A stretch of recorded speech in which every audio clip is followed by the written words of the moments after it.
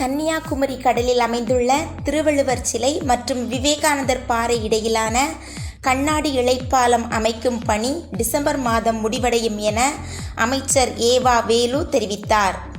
கன்னியாகுமரி கடலில் அமைந்துள்ள திருவள்ளுவர் சிலை முதல் சுவாமி விவேகானந்தர் நினைவு மண்டபம் வரை சுற்றுலா பயணிகள் நடந்து சென்று பார்வையிட ஏதுவாக திருவள்ளுவர் சிலை முதல் அதன் வலது பக்கத்தில் இருந்து எதிரே உள்ள விவேகானந்தர் நினைவு மண்டபம் வரையில் கண்ணாடி இழை தரைத்தள நடைபாதை அமைக்கும் பணிகள் நடைபெற்று வருகிறது.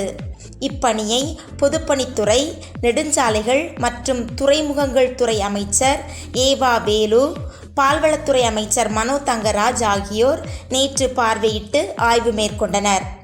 பின்னர் செய்தியாளர்களிடம் பேசிய அமைச்சர் ஏவா வேலு, முத்தமிழ் அறிஞர் கலைஞர் முதலமைச்சராக இருந்தபோது உலகமே போற்றுகின்ற விதத்திலே கன்னியாகுமரி கடலின் நடுவிலே 133 அடி உயரத்தில் திருவள்ளுவர் சிலையினை ஏற்படுத்தி சுற்றுலா பயணிகள் கண்டுகளிக்க வழிவகை செய்தார். கன்னியாகுமரி மாவட்டமானது அணைகள், கடற்கரை பகுதிகள், நீர்வீழ்ச்சிகள் உள்ளிட்ட அதிக சுற்றுலா தலங்களை கொண்ட மாவட்டம் என்பதால் பல்வேறு மாவட்டங்கள், மாநிலங்கள் மற்றும் நாடுகளிலிருந்தும் பொதுமக்கள் மற்றும் சுற்றுலா பயணிகள் அதிக அளவில் கன்னியாகுமரி மாவட்டத்திற்கு வருகை தருகிறார்கள். மேலும் கன்னியாகுமரியில் உள்ள விவேகானந்தர் பாறையில் ஒரு தியான மண்டபத்திற்கும் சுற்றுலா பயணிகள் வந்து செல்கின்றனர். விவேகானந்தர் பாறையையும் திருவள்ளுவர் சிலையையும் இணைக்கக்கூடிய கண்ணாடி இழை பாலமானது 37 கோடி ரூபாய் மதிப்பில் 77 மீட்டர் நீளம், 10 மீட்டர் அகலத்தில் அமைக்கப்பட்டு வருகிறது.